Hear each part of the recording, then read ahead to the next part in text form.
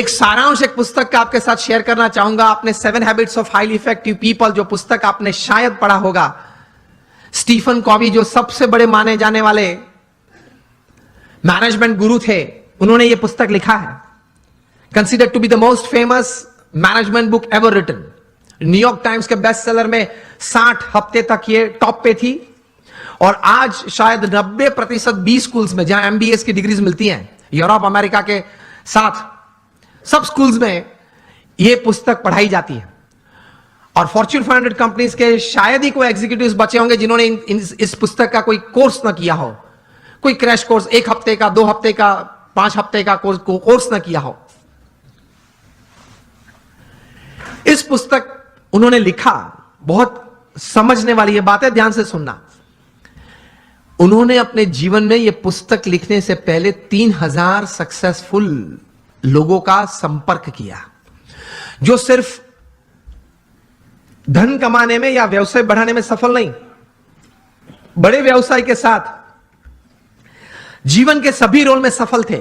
Husband या wife, brother या sister, neighbour या रिलेटिव, फ्रेंड, डॉटर या सन, सभी जो रोल हमें जीवन में सभी को करना है, वो सभी रोल में ये लोग सफलता उन्होंने पाई थी। ऐसे 3000 से ज्यादा लोग को वे मिले और मिलने के बाद शांति से 3 साल तक मतलब विचार किए और फिर ये पुस्तक लिखे, the 7 habits of highly effective people. मतलब अति असरकारक व्यक्तित्व धराने वाले व्यक्तियों के जीवन में ये 7 आदतें मैंने कॉमन देखी। मैं सभी का वर्णन नहीं करना चाहूंगा, लेकिन सिर्फ आपको नाम देता हूं। प्रथम आदत थी प्रोएक्टिव, जो सफलता के लिए बहुत जरूरी है। हम लोग एक्टिव तो हैं, प्रोएक्टिविटी मतलब प्रतिकूल परिस्थिति में सानुकूल प्रतिभाव। प्रतिकूल परिस्थिति में सानुकूल प्रतिभाव। आपके घर में आपके मन के मुताबिक बात नहीं बनी, फिर भी आप सबको साथ देना चाहते हो। आप जो ट्रस्ट में हो, जो संस्था में हो, जिसमें आपका प्रोजेक्ट, आपका विचार अच्छे थे, लेकिन सर्वानुमत से वो स्वीकार नहीं किया गया और किसी और का विचार स्वीकार किया गया, फिर भी आप इतने उत्साह से उस प्रोजेक्ट में अपने आप को वो सेवा में जोड़ सकते हो। ये बोलते हैं प्रतिकूल परिस्थिति में सानुकूल प्रतिभाव। आपका किसी ने अपमान किया, फिर उस वक्त आप स्थिर रह सकते हो। यह सफलता के लिए बहुत जरूरी है। कोई बड़ी आपत्ति आपके जीवन में आ गई, a setback, a failure is part of life, लेकिन उस वक्त आप स्थिर रहे। आपने जो विचार या उस वक्त जो एक्शंस बताए वो नीति नियम के अनुसार थे या गैर रीति में आप चले गए। प्रतिकूल परिस्थिति में सानुकूल प्रतिभाव। किसी ने चांटा मारा, फिर भी आप हंस रहे हैं, हंस सकते हैं। To keep yourself stable is the first important aspect. प्रतिकूल परिस्थिति में सानुकूल प्रतिभाव। दूसरी बात लिखते हैं, begin with the end in mind. जो भी आप करना चाहते हैं तो उसका अंतिम परिणाम आप क्या चाहते हैं वो आप अभी से सोच लें, और अंतिम नतीजा शायद क्या भी आ सकता है वो भी आप तैयार कर लें। तीसरी बात लिखिए, putting first things first, priority. चौथी बात लिखिए, थिंक विन विन। आप भी जीते, मैं भी जीतूं। आप भी पैसा कमाएं, मैं भी कमाऊं। आप भी सुखी हो, मैं भी सुखी हूं। क्योंकि यह नेट का जमाना है, एज ऑफ इंफॉर्मेशन है, क्वालिटी कंट्रोल का जमाना है। आप किसी व्यक्ति या किसी कलीग के साथ 1 बार 2 बार चीटिंग कर पाओगे, तीसरी और चौथी बार नहीं। यस और नो? Think win win. मैं जिसके साथ धंधा करता हूं वो भी जीते, मैं भी जीतूं। वो भी सुखी हो, मैं भी सुखी हूं, दोनों कमाए।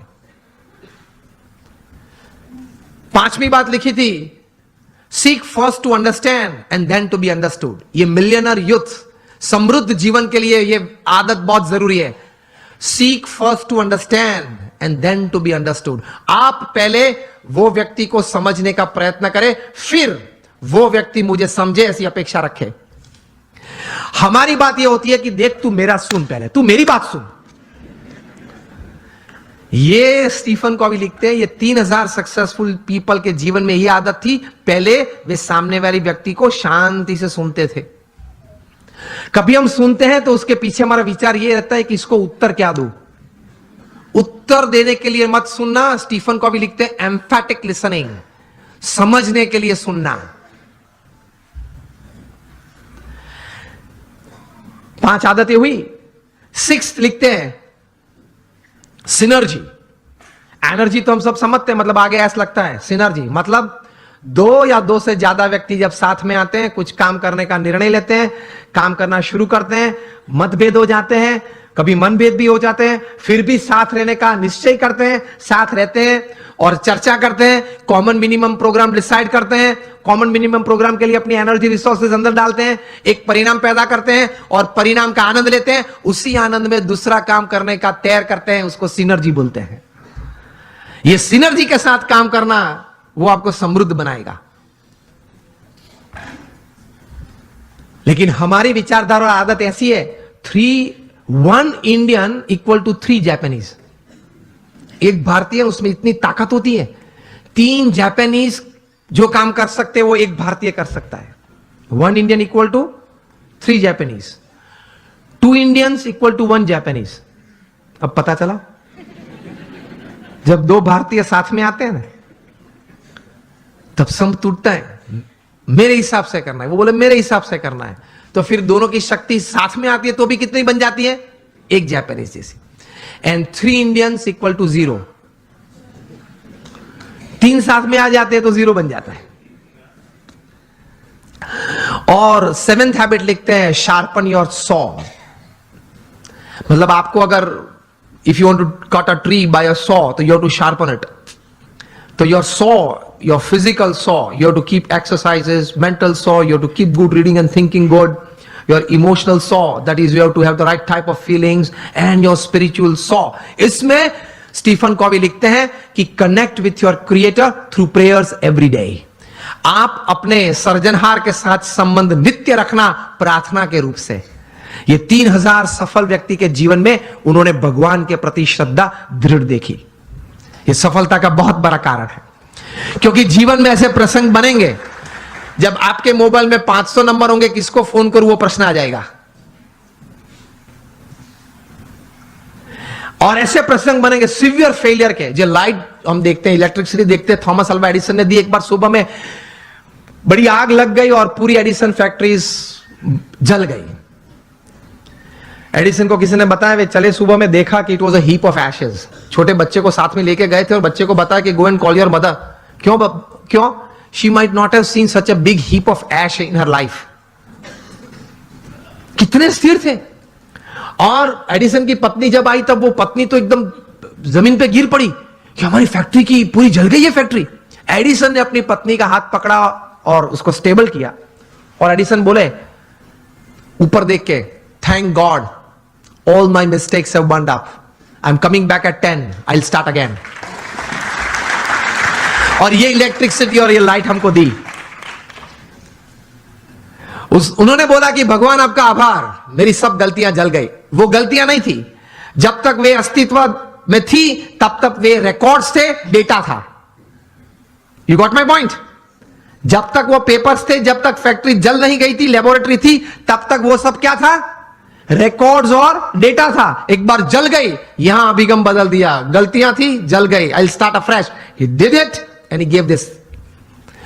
ये कहां से इतना बल आता है इस परिस्थिति में? प्रमुख स्वामी महाराज का संकल्प था कि लंदन में एक भव्य शिखरबद्ध मंदिर करना है। हैरो वहां एक एरिया है, वहां हमने जमीन भी ली, लेकिन नेबरहुड में सबने ये प्रश्न उठाया कि ये लोग 12 बजे तक घंट बजाएंगे, आरती करेंगे, तो हमारी प्राइवेसी डिस्टर्ब हो जाएगी। अब ऐसा तो करते नहीं हम, लेकिन वहां एक सिग्नेचर कैंपेन होता है, वो भी एक part of the legal process है। उन्होंने वो किया, और ज्यादा सिग्नेचर लोकल्स से उनकी हुई, तो कोर्ट ने रूलिंग दे दिया कि BAPS can not construct a मंदिर, या वो यहां मंदिर नहीं बांध सकते, और हम केस हार गए। प्रमुख स्वामी महाराज बड़ौदा में थे और बोर्ड ऑफ ट्रस्टीज ने फोन किया वहां लंदन से कि स्वामी जी हम केस हार गए। प्रमुख स्वामी महाराज के साथ हमारे बड़े सदगुरु संत पूज्य विवेक सागर स्वामी थे। उन्होंने यह प्रसंग प्रत्यक्ष देखा। प्रमुख स्वामी महाराज के चेहरे पे एक व्रिंकल भी नहीं फरी। प्रथम वाक्य वे बोले, जैसी भगवान की इच्छा। दूसरा वाक्य वे बोले कि हमने तो अपना पुरुषार्थ सही भावना से किया था, अब परिणाम जो भगवान की इच्छा है वो हम स्वीकार लेंगे। और तीसरा वाक्य बोले कि हमने तैर किया था, वो मंदिर तो करना है, और कोई जगह ढूंढना चालू कर दो, मंदिर तो जरूर बनाएंगे। और बनाया, और रीडर्स डाइजेस्ट ने 95 में जब प्रतिष्ठा हुई तब लिखा, it is the 8th wonder of the world. शायद आप लोगों ने किसी ने वो मंदिर देखा होगा निजदन में, it is the 8th wonder of the world. तो ऐसे महापुरुषों के जीवन में से ये बात सफलता के लिए सीखनी है। जब सेटबैक आए जीवन में, कोई फेलियर आए, कोई ऐसी परिस्थिति खड़ी हो जाए, तब ये इंट्रोस्पेक्शन करना कि मैंने अपनी बुद्धि के अनुसार पूरा पुरुषार्थ किया था, हां, तो अब भगवान की इच्छा, जो परिणाम आए वो मुझे स्वीकार है, लेकिन अब जो परिस्थिति है उससे बाहर निकलना है, और जो तैर किया वो करना तो है ही।